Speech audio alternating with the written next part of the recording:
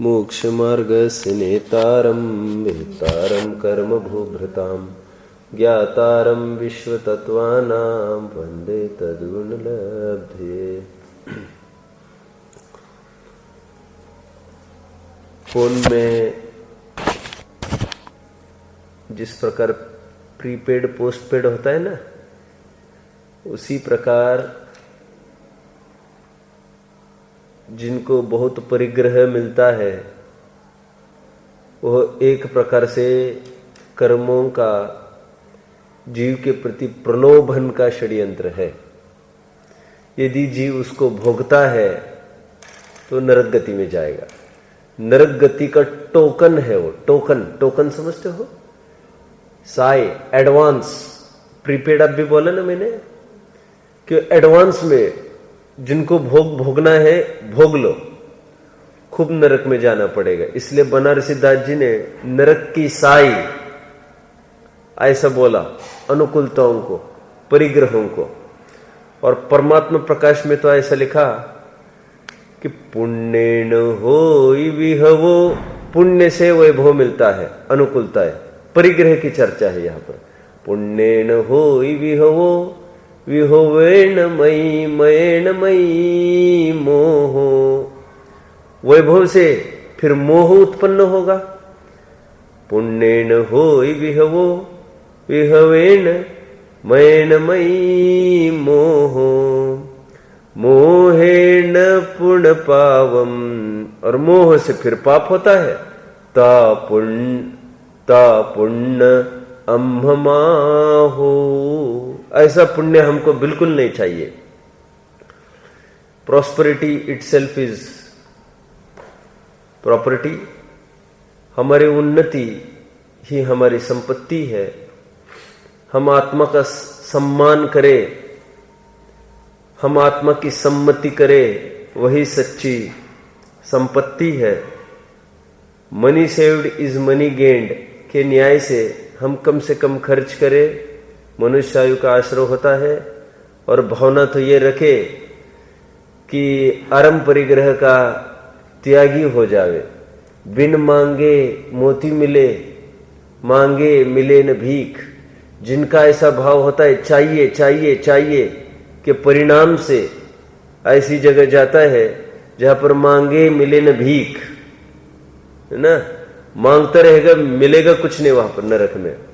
और यदि ऐसा परिणाम करेगा बिन मांगे, कुछ नहीं चाहिए कुछ नहीं चाहिए, तो मोती आदि खूब अनुकूलता है, देवगति आदि की प्राप्ति होगी। यह हमको समझना चाहिए। देखिए लोक में ऐसा होता है, रेट कब बढ़ता है वस्तुओं का मालूम आपको? जब रुपये की वैल्यू घटती है। क्या बोला? रुपये का वेट जब घटता है तो मार्केट में रेट बढ़ता है। रुपये होती है ना करेंसी, फॉरेन करेंसी के साथ। और जब रुपये की वैल्यू घटती है, जब रुपये की वैल्यू बढ़ती है, तो यहां की वैल्यूज डाउन होने लगती है, सस्ता होने लगता है माल। इनवर्सली प्रोपोर्शनल है। बस ठीक उसी प्रकार जब आत्मिक भाव गिरने लगता है तब बाहर की वस्तुओं का मूल्य हमारी दृष्टि में बढ़ने लगता है। और जब आत्मिक भाव, आत्मिक रेट, अपना संतोष परिणाम बढ़ने लगता है, आत्मिक भाव बढ़ने लगते हैं, तो बाहर का भाव वस्तुओं को कोई भाव नहीं देता ज्ञानी फिर। ठीक है। इसलिए टोडरमल जी ने भी लिखा, अपने भाव सुधारने का प्रयास करना, भाव बिगड़ने का भय रखना। याद है आपको? गए के प्रकरण आपको? नहीं। ये बहुआरंभ बहुपरिग्रह के कारणभूत नरकायु, अल्पारंभ अल्प परिग्रह के कारणभूत मनुष्यायु। और मैंने और एक बात कही थी, देवायु के लिए आरंभ परिग्रह के त्याग का भाव देवायु। हमने 18वां सूत्र पूर्ण किया था, आपके ज्ञान में होगा। आगे बढ़ते हैं। 19वां सूत्र देखना है आगे। ठीक है। क्या मैं 19वें सूत्र की तरफ बढ़ सकता हूं? कोई प्रश्न होगा तो आप जरूर पूछ सकते हैं, नहीं तो मैं आगे बढ़ूंगा। देखिए निश्शील व्रतत्वम च सर्वेशाम, ये सूत्र आया है।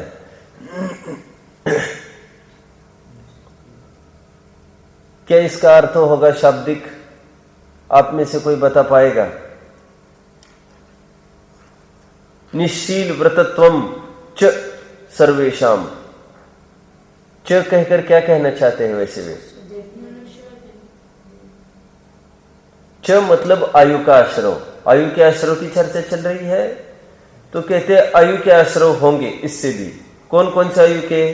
सर्वेशाम, सर्व आयु के आश्रव होंगे। किससे? निश्शील व्रतत्वम, शील से रहित तथा व्रत से रहित जीवों को। नि अर्थात निकल गया है, वो दोनों को लगाना है, शील और व्रत। क्या अर्थ बना? सामान्य अर्थ क्या बना? शील और व्रत से रहित जीवों के सभी आयु का आश्रय हो सकता है। सभी मतलब एक साथ तो नहीं होगा, नाना जीवों की अपेक्षा चर्चा है कि सभी प्रकार के आयु का आश्रय हो सकता है। अब यहां पर इंपॉर्टेंट पॉइंट, ये सामान्य अर्थ लिखा ना आपने, च का अर्थ क्या लिखा? आयु का आश्रय। क्यों यहां पर यदि देव नारकी लिखते, देव मनुष्य लिखते तो क्या तकलीफ होती? सर्वेशाम का अर्थ फिर क्या करते? तो च का अर्थ मात्र ये प्रकरण चल रहा है आश्रव का, और आश्रव में भी ये आयु का आश्रव का प्रकरण चल रहा है, इतना ही समझ लेना। सेकंड पॉइंट पर लिखेंगे आप और क्या लिखेंगे? कोई बताएगा? शील और व्रत से रहित परिणाम से सभी आयु का आश्रय कैसे हो सकता है? आचार्य देव कहते हैं यहां पर सभी अर्थात सभी चारों नहीं समझना, चारों नहीं समझना, जिन तीनों की चर्चा करते आए हैं उन तीनों की आयु समझना। अर्थात देव आयु का यहां पर प्रकरण नहीं है, तो सर्व मतलब 3 आयु लेना, मनुष्य, तिर्यंच और नारक। ठीक है, क्योंकि शील और व्रत के रहित पने का भाव वो देव आयु का कदापि आश्रय का कारण नहीं हो सकता। देखो, व्रत संयम नहीं होना वो अलग बात, व्रतशील नहीं होना अलग बात, लेकिन व्रतशील की भावना जिनको नहीं है उनको देवायु कैसे बन सकती है? ये सेकंड पॉइंट। अभी थर्ड पॉइंट और थोड़ा समझ लेंगे आप। क्या? अब एक बात गौर कर रहे होंगे कि 18वें सूत्र में तो हमने देवायु का भी संदर्भ लगा लिया आगे का, और 19वें सूत्र में हम पीछे के 3 आयु का संदर्भ लगा रहे हैं। अब पकड़ रहे हैं? एक बात समझ लो, महत्वपूर्ण है इसमें। क्या? कि 18वें सूत्र की तो अनुवृत्ति आगे भी लगा ली, मार्दवम च कहकर आगे की देवायु को भी लिया, और सर्वेशाम कहकर यहां पर कह रहे हैं कि पीछे के 3 लेने हैं। जबकि होना क्या चाहिए था? फिर ऐसा होता तो ये सूत्र पहले लिखते ना फिर, और ऊपर का सूत्र फिर बाद में लिखते, फिर तो कंटिन्यूटी जमती। कितने जन पकड़ रहे बात को? Very nice, very nice. लेकिन उसमें एक आपत्ति पड़ती। क्या आपत्ति पड़ती बताओ? हाँ, और देव के साथ साथ फिर सर्वेशाम यहाँ ऊपर आ जाता उसके, तो सर्वोच्च मतलब सर्वेशाम में चला जाता। फिर वो पकड़ रहे बात को मेरी आप, तो फिर मनुष्य से कंटिन्यूटी नहीं बनती उसकी। ये मुक्ति बराबर है, पकड़ रही हो? और एक महत्वपूर्ण बात, और फिर कितने पॉइंट हुए? 3। चौथा पॉइंट ले लिखेंगे। और यदि सर्वेशाम का अर्थ किसी को सभी आयु में, खास तौर पर कोई एक देवायु तो छूट गई, तो कह रहे हैं फिर यदि लेना हो तो वो भी ले सकते, परंतु किनको लेंगे? मात्र भोग भूमि मनुष्य और तिर्यंचों को ही लेना। फिर कैसे? अभी बता रहा हूं, पहले नोट करो ये सब। देवायु का आश्रय होगा किनको? फिर भोग भूमिज मनुष्य और तिर्यंच को। क्यों? क्योंकि वे भी शील और व्रत से रहित है ना, और वे गारंटी से देवगति में जाते हैं। फिर या तो उनकी चर्चा करो मात्र, तो फिर सर्वेशाम में यदि जिसको देव के आयु लेनी हो, फिर वो देव आयु किस अपेक्षा से लेना पड़ेगा? भोग भूमिज मनुष्य तिर्यंच की अपेक्षा। आप समझ रहे हैं, आप जान रहे होंगे, भोग भूमि के जितने जीव होते हैं वे धर्म कर्म से रहित होते हैं और संयम की भावना वाले भी नहीं होते हैं, लेकिन वो गारंटी से वहां पर जाते हैं। देवायु का आश्रय उनको होता है।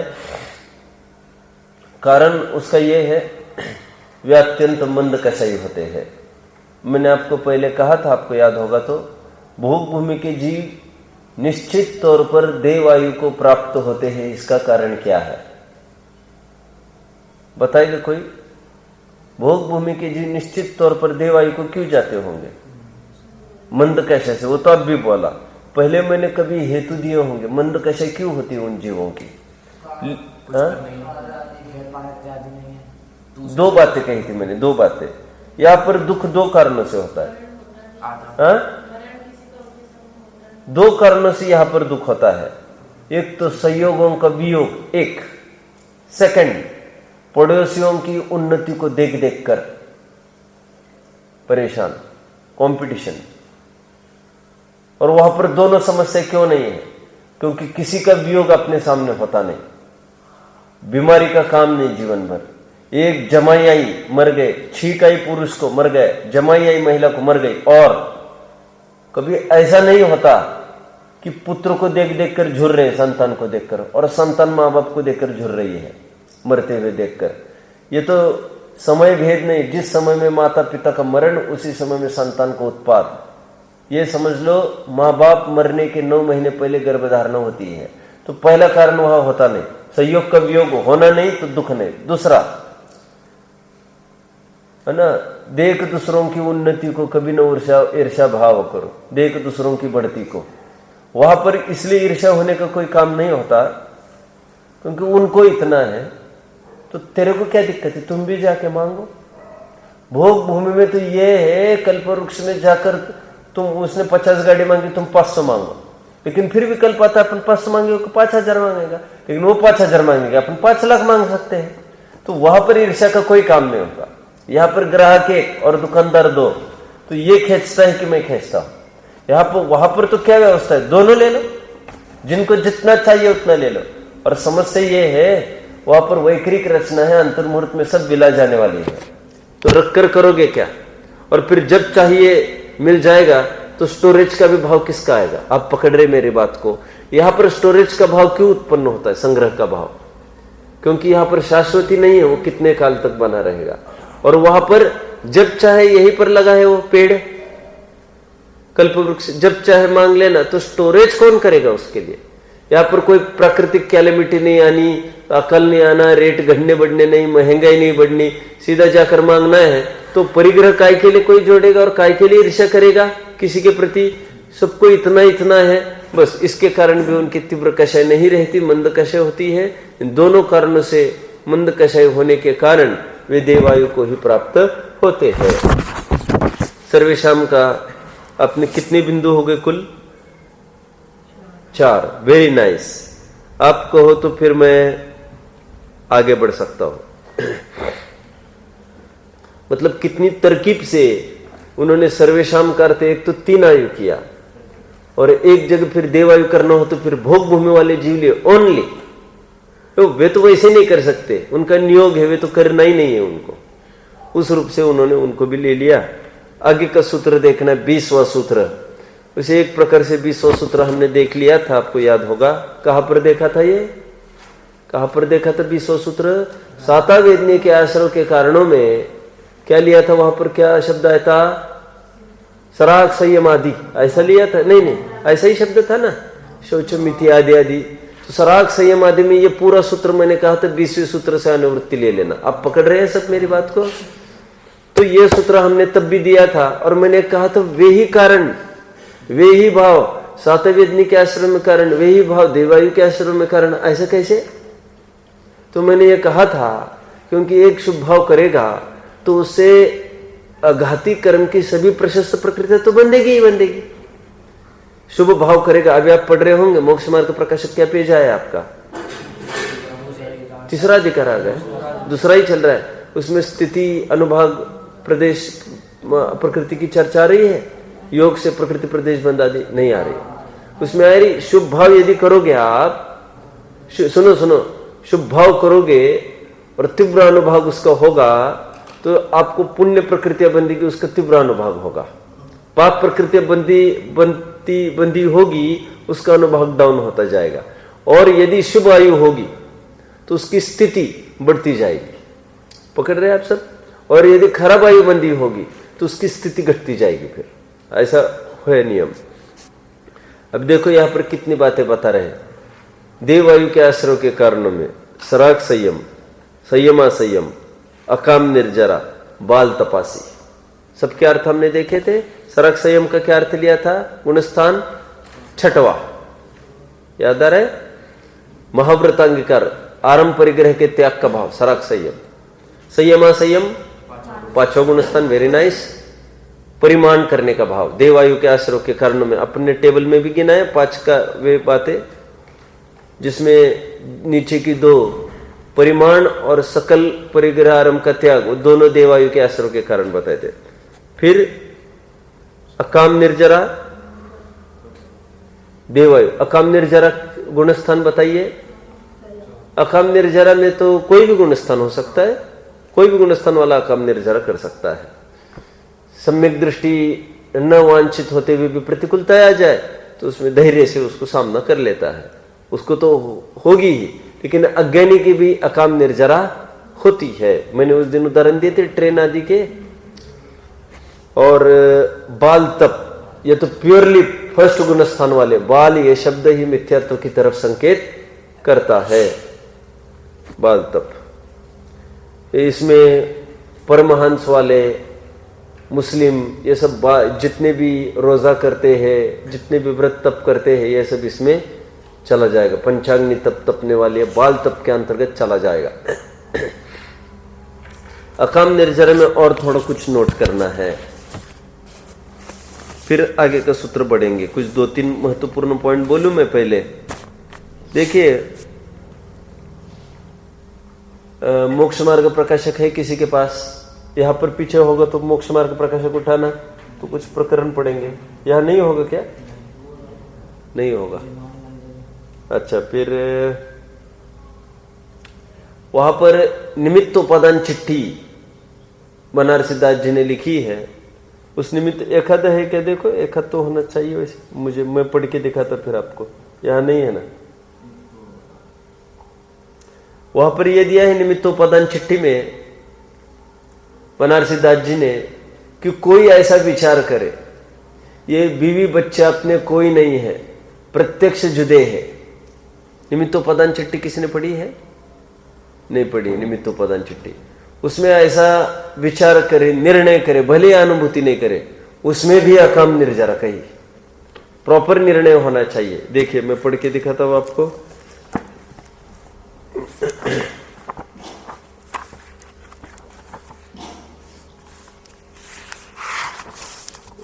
सो भी अकाम निर्जरा, ऐसा लिखा है।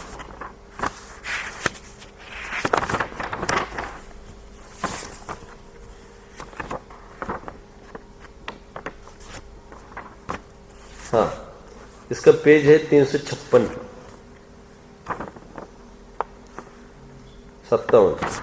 देखिए, मिथ्यात्व अवस्था में, स्पष्ट ही बोल रहे, मिथ्यात्व अवस्था में किसी समय जीव का ज्ञान गुण ज्ञान रूप होता है, तब क्या जानता है?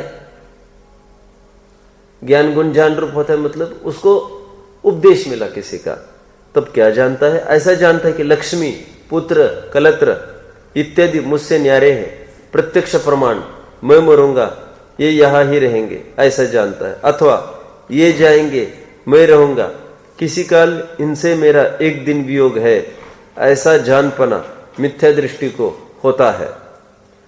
सो तो शुद्धता कही जाए, परंतु सम्यक शुद्धता नहीं, गर्भित शुद्धता।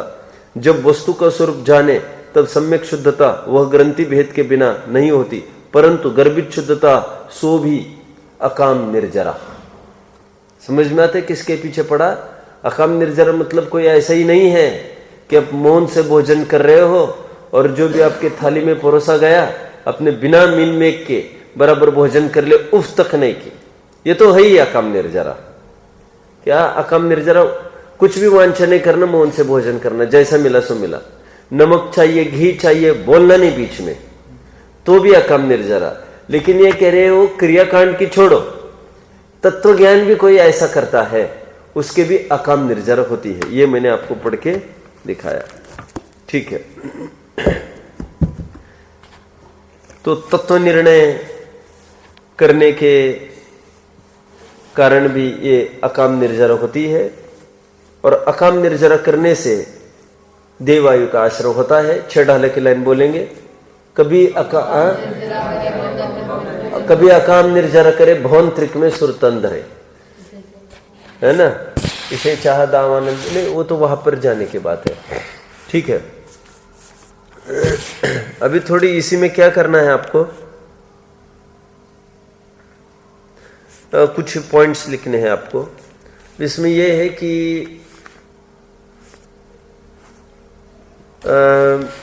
आप जानते हैं कि जिसने सकल संयम को अंगीकार किया है वह पहले स्वर्ग से लेकर 16वें स्वर्ग तक कहीं भी जाएगा, एक बात। लेकिन यदि संयम से चिक गया और मरण के काल में अगर मिथ्यत्व में आता है तो फिर वहां नहीं जाकर ये फिर भवन त्रिक में चला जाएगा।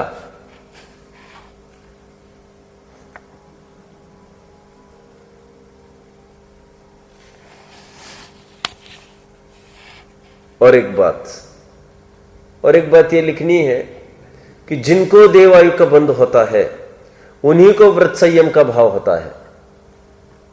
जिनको तीनों आयु बंदी होगी बची हुई, उनको कदापि ये इनमें से भाव नहीं आ सकता। और ये जिनको भाव आएंगे उनको गारंटी से, यदि आयु बंदेगी आगे तो गारंटी से देवायु बनती है।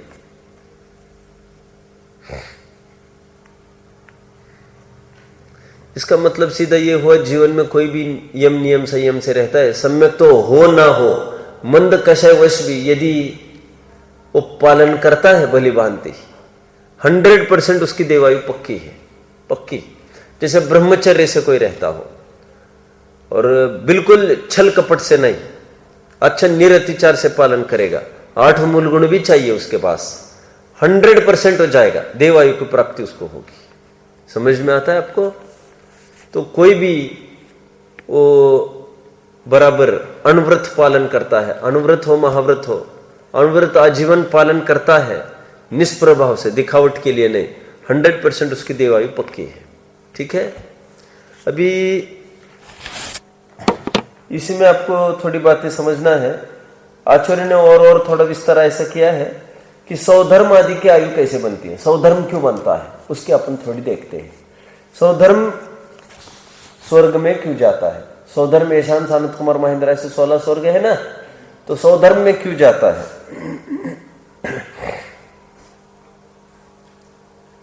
तो सौधर्म शब्द कैसे बना है मैंने आपको बताया था कभी, सुधर्म। वहां पर सभाएं लगती है, बड़ी बड़ी चर्चा वगैरह होती रहती है। तो यहां पर यह समझना, जिनको यहां पर कल्याण की भावना है, बहुत सुंदर पॉइंट है ये, जिनको यहां पर फ्रेंड सर्कल ऐसा रखने का भाव होता है, जो मंद कषाई है, संतोषी परिणाम है, वे सौधर्म स्वर्ग में जाएंगे। ठीक है, क्योंकि सुधर्म, जिनको धर्म के प्रति लगाव है, ऐसे मित्रों के साथ मित्रता करना, कल्याण के वांछक जीवों के साथ दोस्ती करना, मित्रता करना,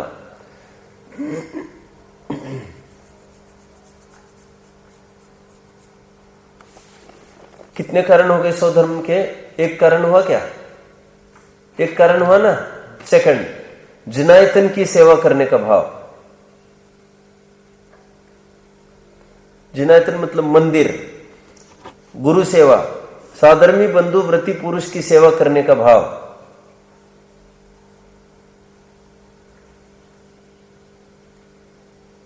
उत्कृष्ट धर्म का श्रवण करने का भाव।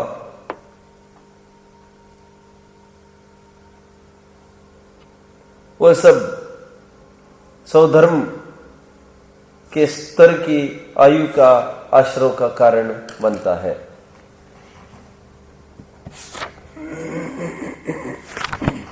इससे क्या शिक्षा मिली, कोई बताएगा? क्या शिक्षा मिली इससे? क्या शिक्षा मिलती है? फ्रेंड सर्कल कैसा रखना, जिनको धर्म के प्रति रुझान है, जो पाप भीरू है, ऐसी फ्रेंडशिप रखना। ऐसा चाह होना।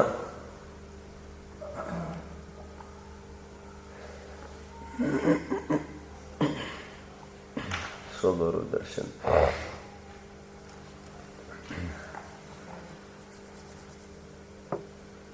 इसमें और भी कुछ कारण दिए हैं स्वधर्म स्वर्ग में जाने के लिए, नहीं स्वधर्म अधिक स्वर्ग की आयु के लिए। एक तो स्वगौरव दर्शन, स्वगौरव मतलब आत्मा का वैभव नहीं रखना और बाह्य वस्तुओं के प्रति अभिमान न करना, ये। फिर निर्दोष प्रोषद उपवासता, उपवास करना, उसमें कोई अतिचार नहीं लाना। बहुश्रुतपना, आगम का खूब अभ्यास करना। ये किसके कारण बता रहा हूं मैं, पहले से लेकर 16वें स्वर्ग तक क्या क्या कारण बनते हैं जानने में।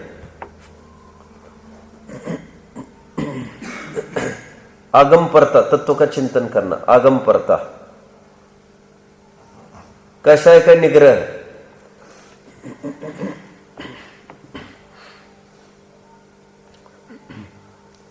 पात्रदान,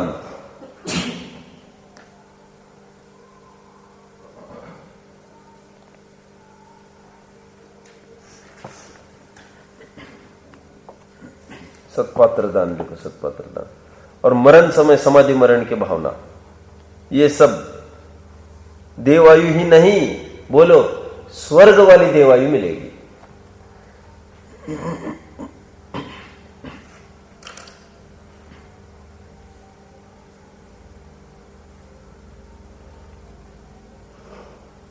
मरण समय समाधि मरण लिखा, मरण समय धर्म ध्यान रूप प्रवृत्ति रहे, वो भी।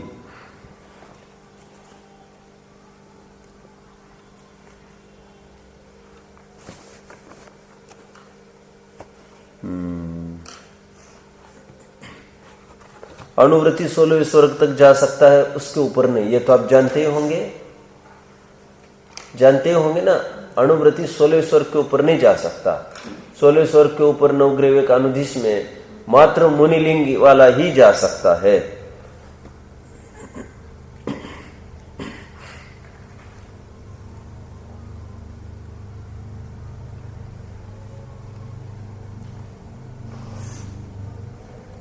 जैनेतर 12वें स्वर्ग तक जा सकते, सन्यासी कोई भी हो।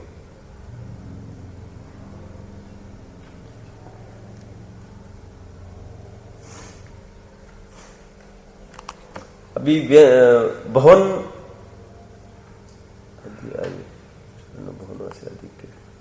भवनवासी में क्यों जाता है लिखो, अभी भवनवासी में जाने के कारण लिखो।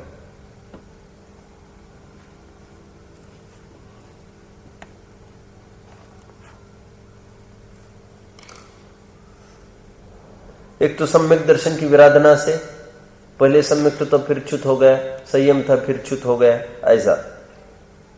और फिर सामयिक के काल में थोड़ा बोलना चालना, थोड़ा क्रियाएं करना, चेष्टाएं करना, थोड़ा, इसको अव्यक्त सामयिक कहते हैं, उससे यहां पर जाता है। व्यंतरों में क्यों जाता है लिख लो।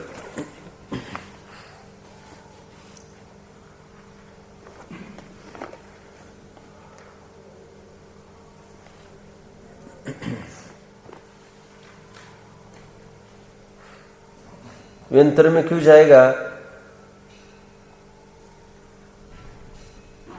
भूख प्यास सहना, ब्रह्मचर्य से रहना, पृथ्वी पर सोना,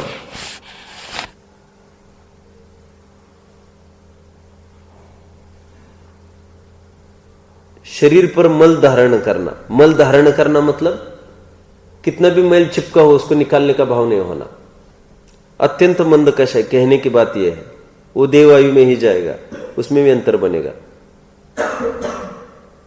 परिश्रमों से खेद खिन्न न होना आदि। बहुत काल से बीमार चल रहे हो फिर भी संक्लेश नहीं करना।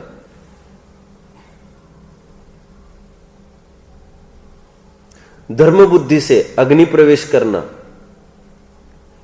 गिरिपात करना। गिरिपात मतलब शिखर से छलांग लगाना, अनशन करना,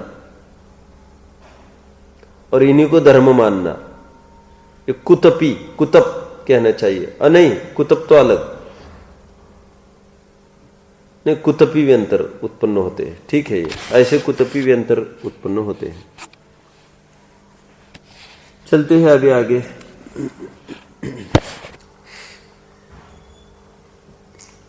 हाँ, मिलता जुलता है, मतलब आपका ये कहना है सौधर्मादिक में भी ये जा सकता है।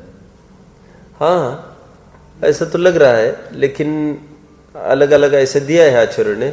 मैंने कहा ना, एक ही भाव से कई प्रकार का कुछ भी हो सकता है, उसमें कुछ भी हीनादिक होता होगा ऐसा, जिसके पीछे जाता होगा।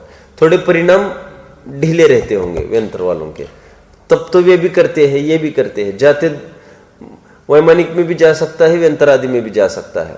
परिणाम थोड़े ढीले रहते होंगे यहाँ पर, व्यंतर में जो जाता है ऐसा कुछ होता होगा। ठीक है, आगे का सूत्र देखना है 21वां, अत्यंत महत्वपूर्ण ये सूत्र है। इसके लिए मुझे पूरा पौन 1 घंटा चाहिए था। चलो चालू किए दे रहे अभी, लेकिन सम्यक त्वंच। आइए, 21वां सूत्र महत्वपूर्ण है।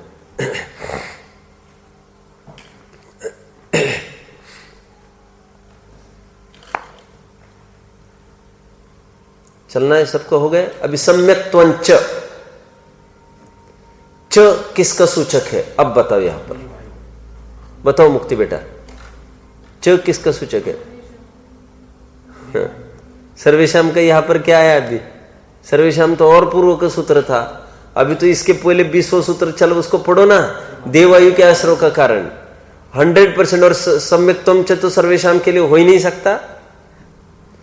सम्यक त्वंच, च मतलब यहां पर देवायु के आश्रय का कारण है। सम्यक्त्व देवायु के आश्रय का कारण, यह सामान्य अर्थ हुआ। विशेष अर्थ में आप पॉइंट्स बनाएंगे।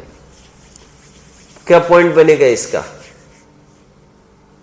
शंकाकार की एक शंका हो सकती है, पहले अध्याय के पहले ही सूत्र में बोलिए सम्यक्त्व को मुक्ति का कारण बताया, और यहां पर आप आश्रय का कारण बता रहे हैं, ऐसा कैसे हुआ? भले ही देवायु का आश्रय का कारण होगा, लेकिन यहां पर कैसे आपने आश्रय का कारण बताया? ये दूसरा पॉइंट, इसके लिए उत्तर के लिए थोड़ी स्पेस छोड़ो, ठीक है? मैं तो आपको प्रश्न देकर छोड़ रहा हूं, मैं उत्तर चाहता हूं आपसे। और यह सूत्र किसकी अपेक्षा है? 3-4 लाइन छोड़ दो इसके लिए, थर्ड पॉइंट लिखो अभी। यह सूत्र किसकी अपेक्षा, कौन से जीव की अपेक्षा कथन है ये? सम्यक त्वंच, सम्यक त्वंच, यह सूत्र मनुष्य की अपेक्षा से लगाया गया है। अभी कारण कौन बताएगा? क्यों? क्योंकि देवों में सम्यक दृष्टि है, देव तो वे तो मनुष्यायु बांधेंगे ना, ये तो मनुष्य की अपेक्षा देवायु बोला जा रहा है। पकड़ रहे आप सब मेरी बात को? सम्यक तो सम्यक दृष्टि कौन सा आयु बांधेगा? प्रश्न है ये, कौन सा सम्यक दृष्टि? देव हो तो मनुष्य बांधेगा, मनुष्य हो तो देव बांधेगा, अन्य गति नहीं। पकड़ रहे? तीसरा पॉइंट, दूसरे पॉइंट पर फिर आओ अभी। तीनों पॉइंट ख्याल में आ रहे? अक्षत, हाँ नहीं, तीसरा दूसरा बीच का अपन उत्तर लेना है ना अभी। अब बीच का ये है, प्रश्न है शंकाकार का, सम्यक्त्व से मुक्ति होती है ऐसा पहले सूत्र में है, सम्यक दर्शन ज्ञान चारित्राणि मोक्ष मार्ग। यहां पर सम्यक दर्शन से बंद आश्रय कैसे बोल दिया? उत्तर क्या होगा इसका? बात आपकी सही है, सम्यक्त्व से सचमुच मुक्ति ही होती है, और वो परमार्थ कथन है, और यहां पर ये उपचार का कथन चल रहा है। तो उपचार मतलब कौन सा उपचार लगाएंगे यहां पर, कोई बताएगा? सहचर धर्म वाला उपचार, सहचर धर्म वाला उपचार। सहचर धर्म वाला उपचार मतलब क्या? क्या बोल रहे थे आप? तो बोलो अभी। सम्यक्त्व के साथ साथ जो शुभ भाव वर्तता है, एक्चुअली वो है देवाश्रय का, देवायु के आश्रय का कारण।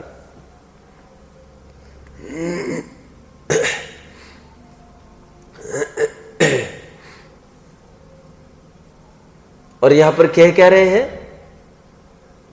यहां पर क्या कह रहे हैं और समझना क्या है? तुषार,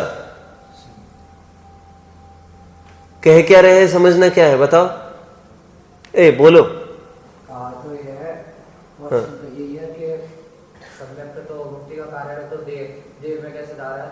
तो उसका उत्तर है कि सम्यक के साथ जो शुभ भाव होता है यस, ये सहचर न्याय से ऐसे बोल दिया। जैसे सहचर न्याय कैसे होता है? A man is known by the company he keeps. सहचर धर्म ऐसा होता है, 50 गुंडों के साथ कोई एक जन खड़ा है तो उसको भी क्या कहेंगे? गुंडा। और 25 सज्जनों के साथ एक जन खड़ा है, उसको क्या कहेंगे? सज्जन। मैंने एक उदाहरण दिया था आपको, गुड़ की ट्रक भर के आई, उसमें कंकड़ भी आ गए थोड़े, उसको भी क्या संज्ञा भाव मिल रहा है? गुड़। मेजोरिटी विंस के न्याय से। सहचर धर्म, जो साथ में खड़ा है उसकी तरफ से आरोप चला गया। ठीक है।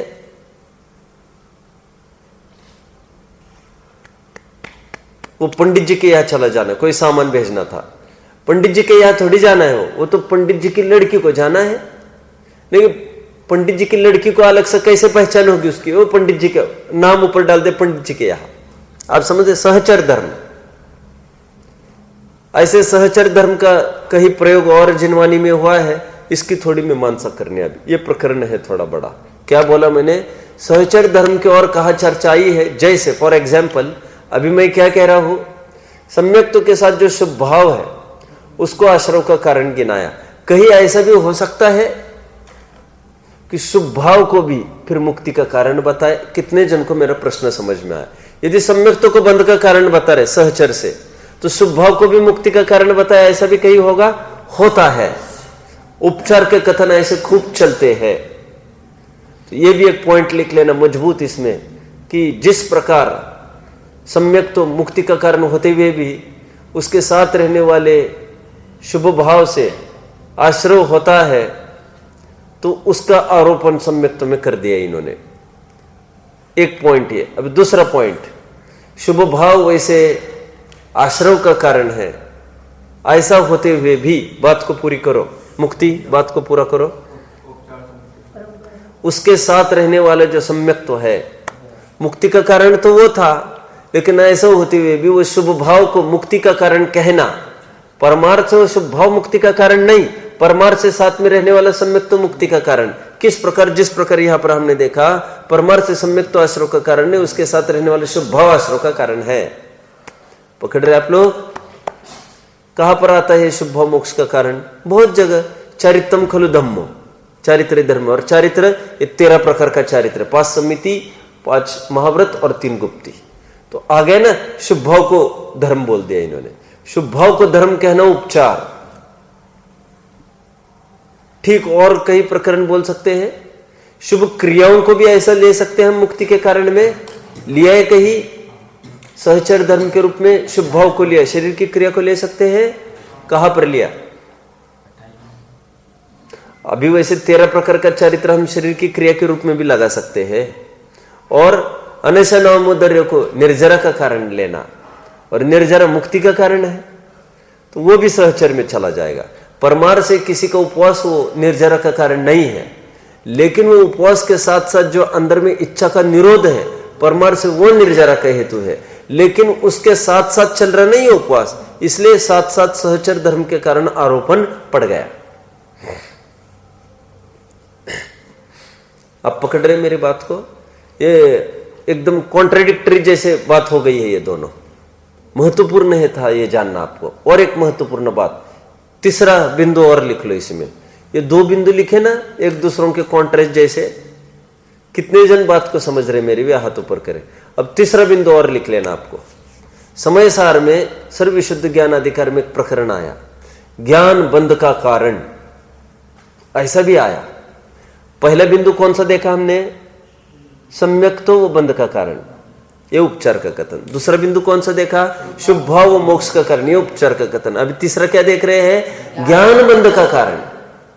पहले 2 मुक्ति के कारण संबंधित है, आश्रव, पुण्य आश्रव था और एक मुक्ति था। अभी यहां पर क्या कह रहे हैं? ज्ञान बंध का कारण। ऐसा एक प्रकरण आया समय सार में। 3 गाथाओं का मैं भाव आपको बता रहा हूं। पहली एक गाथा है जिसमें कहा ज्ञान बंध का कारण है। शंकाकार की शंका उत्पन्न हुई, क्या ज्ञान बंध का कारण कैसे हो सकता है? तो फिर आचार्य देव ने तुरंत मुद्रा बदल के दूसरी गाथा में क्या बोला होगा? I mean, ज्ञान मतलब ज्ञान नहीं कह रहे हैं, वो क्षय विषमिक ज्ञान लेना, छद्मस्तक का ज्ञान, छद्मस्तक का ज्ञान। उन्होंने बात को संभालते हुए कहा कि छद्मस्तक का क्षय विषमिक ज्ञान लेना, दूसरा क्षयिक ज्ञान नहीं लेना इसमें, बंध का कारण। शंकर ने फिर पकड़ लिया, क्या पकड़ा होगा कहकर, मैं आपसे पूछूंगा हर एक को अभी एक बिंदु। क्षय विषमिक ज्ञान से भी बंध का कारण, बंध कैसे हुआ कहा आपने? मोक्ष मार्ग प्रकाशक में दूसरे अध्याय में तो एक प्रकरण ही डाल दिया है, नवीन बंध के प्रकरण में, याद है नवीन बंध प्रकरण? उसमें तो एक पैराग्राफ लिख दिया लेफ्ट में, वहां पर यह कहा कि ज्ञानावरण दर्शनावरण का उदय वो भी बंध में कारण नहीं। क्यों? क्योंकि जहां ज्ञान और दर्शन व्यक्त ही नहीं, अभाव कैसे बंध का कारण होगा? बात एक। दूसरी बात क्या कही? और जो व्यक्त है वो स्वभाव का अंश है। उदाहरण क्या दिया वहां पर, कोई बताए? मेघ पटल, वेरी नाइस। और क्या बोले? दो अंश कैसे खोले? जितना मेघ का पटल है उतना तो वो व्यक्त ही नहीं है। कौन? सूर्य आदि। और जितना व्यक्त है वो सूरज का ही अंश है। पकड़ रहे? ठीक उसी प्रकार यहां पर भी समझना कि जितना व्यक्त है वो स्वभाव का अंश है। तो क्षय विषमिक ज्ञान भी बंध का कारण कैसे बोला आपने? ज्ञान तो बंध का कारण होता ही नहीं है। पकड़ रहे आप? बंध के कारण मात्र श्रद्धा की विपरीतता, चारित्र की विपरीतता, और कहो तो योग, मिथ्या दर्शन विरति प्रमाद का सहयोग। क्षय विषमिक ज्ञान बंध का कारण कैसे? फिर आचार्य देव ने फिर मुद्रा बदल कर और एक गाथा लिखी कि रे आई मीन कि क्षय विषमिक ज्ञान नहीं। बोलिए अभी कौन बताएगा? Very nice. क्षय विषमिक ज्ञान के साथ साथ जो भी राग चलता है उसकी तरफ संकेत करते हैं। मतलब कहना है राग से बंद होता है, कह क्या रहे हैं? ज्ञान से बंद होता है। ज्ञान से बंद होता है ऐसे क्यों लिखा? और क्या भ्रांति हो सकती है इसमें? इसलिए लिखा क्योंकि ज्ञान मतलब आत्मा लेना, आत्मा ही बंध को प्राप्त, अन्य पांच द्रव्य बंध को प्राप्त नहीं होते, ये कहना था उनको। भ्रम कैसा पाल सकता है जीव? भ्रम कैसे पाल सकता है?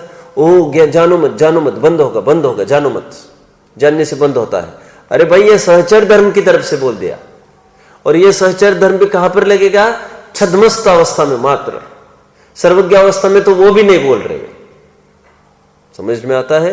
क्योंकि छद्मावस्था का ज्ञान भी बंध का कारण नहीं, उपचार भी जो क्षयिक ज्ञान को भी उपचार से बंध का कारण थोड़ी ना कह रहे हैं। उपचार से भी क्षय विषमिक ज्ञान को क्यों कह रहे हैं? क्योंकि उसके साथ राग वर्तता है। वैसे क्षय विषमिक ज्ञान है 12वें तक और राग है 10वें तक। इतना तो मान के चलना। 11वें 12वें गुण स्थान को गौण करके बात यहां पर करते हैं। ये समझ में आ रहा होगा प्रकरण आपको? आप थोड़ा मुझे सपोर्ट करेंगे 2-3 मिनट तो ये सूत्र भी पूरा कर दूंगा मैं। इतना पकड़ में आ रहा है सबको? क्या बोला मैंने? मैंने 3 बिंदु खोले। एक तो ज्ञान सम्यक्त से आश्रव बोला यहां पर, दूसरा बिंदु मैंने बोला शुभ भाव से मुक्ति, और तीसरा बिंदु ले सकते थे इसमें क्रिया से मुक्ति, शुभ क्रिया उपवास आदि से भी मुक्ति ले ली। ऐसा भी ये सहचर धर्म चलता है। और चौथा बिंदु क्या? ज्ञान से बंध। ज्ञान से बंध, इसकी तीनों अपेक्षा मैंने खोल दी यहां पर। वो भी सहचर, ये चारों बिंदु मैंने बताए सहचर के लिए बताए, ये आगम के हिसाब से। और फिर मैंने भी काफी उदाहरण दिए। A man is known by the company he keeps. पकड़ रहे? अभी देखो क्या आप जानते हो ये तीर्थंकर प्रकृति और आहार दिक प्रकृति, ये ऐसी प्रकृतियां हैं 3, ये मात्र और मात्र सम्यक दृष्टि को ही बंधती है। नोट करो क्या बोला मैंने? तीर्थंकर प्रकृति और आहारक द्विक। आहारक द्विक समझते हो? आहारक शरीर और आहारक अंगोपांग। आहारक द्विक इसलिए कहते हैं उसको क्योंकि जो शरीर होगा वही तो अंगोपांग होंगे। ऐसे 3 द्विक होते हैं, औदरिक द्विक और वैक्रिक द्विक। लेकिन अभी ऐसा नहीं लिखो। तीर्थंकर प्रकृति और आहारक द्विक प्रकृति, 3 प्रकृति ऐसी है जिसका बंध मात्र सम्यक्तियों को होता है। आप समझ रहे? बाकी सभी प्रकृतियां सबको बन सकती है।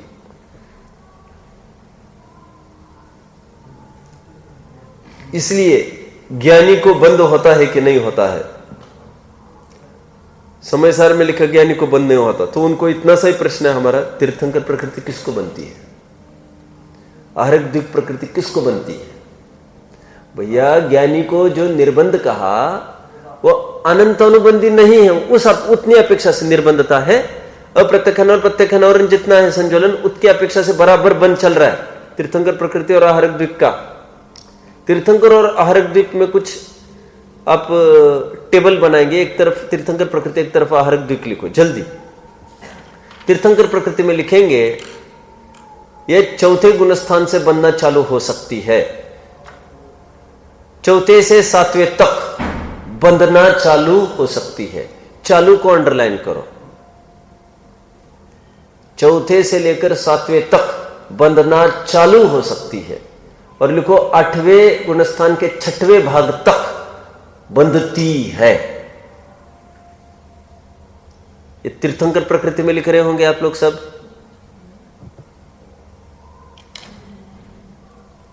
आठवें गुणस्थान के छठवें भाग तक बंधती है। बंधना कभी भी चालू हो सकती है,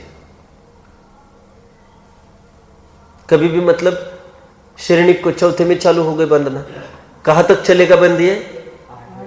सुनो, मतलब कहा कब बनना चालू हुई उसको? यहां पर मनुष्य में थे ना श्रेणी के रूप में, तब बनना चालू हो गई तीर्थंकर प्रकृति। भगवान के सामने गए थे ना समय शरण में, महावीर के तीर्थंकर विपुलाचल पर्वत बनना चालू हुई। नरक में गए, अभी भी बन रही है, अभी भी बन रही है। कब तक बंधेगी? महापद्म नामक बनेंगे तीर्थंकर यहां पर, तब भी बंधेगी। कब तक बंधेगी? मुनि अवस्था लेंगे तब भी बंधेगी, जीवन भर बंधेगी। एकदम सपक श्रेणी चढ़ने को होंगे, आठवें गुणस्थान के छठवें भाग में जाएंगे, तब भी बंधेगी। सातवें में गए, बंध रुक जाएगा उनका। पकड़ रहे सब मेरी बात को? ओके, आहरक द्वीप में लिखो सातवें में बंधना चालू होती है।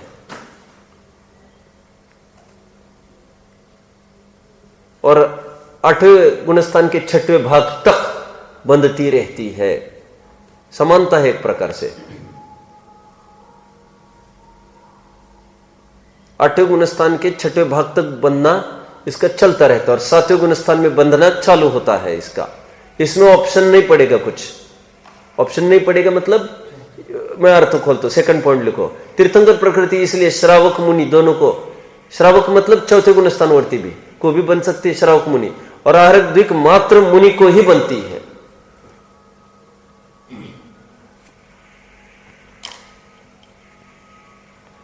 तीर्थंकर प्रकृति का लिखो थर्ड पॉइंट। क्या लिखोगे? कोई बता सकेगा? बताओ बताओ बताओ जल्दी, कोई बताओ भाई। उदय अपेक्षा बताओ, उदय अपेक्षा। Very nice. तीर्थंकर प्रकृति का उदय 13वें में आता है, आहरक द्वीप का, आहरक का उदय बोलिए 6वें में। Very nice, very nice. क्योंकि रिद्धियों का प्रयोग तो शुभोपयोग में ही होगा, शुद्धोपयोग में होने का सवाल ही नहीं है। ठीक है, चलो और एक पॉइंट क्या बनेगा? चौथा क्या पॉइंट अभी? इसका मतलब तीर्थंकर प्रकृति का उदय आना अनिवार्य है, आहरक द्वीप का प्रकृति का उदय आना अनिवार्य नहीं है। पकड़ रहे आप लोग? क्यों अनिवार्य नहीं है? 8वें में बांधे और सीधा श्रेणी चढ़ के सीधा निकले, मुक्ति को ही जाए, वो खेल खत्म। वो गिरे तभी तो उदय में आएगा 6वें में। तो उसको होता क्या है? उसकी उद्वेलना हो जाती है, अपने आप खत्म हो जाती है वो प्रकृति, सत्ता में पड़े पड़े खत्म हो जाती है। समझ रहे हैं? ये बात है, अब देखेंगे कल। ओम नमः।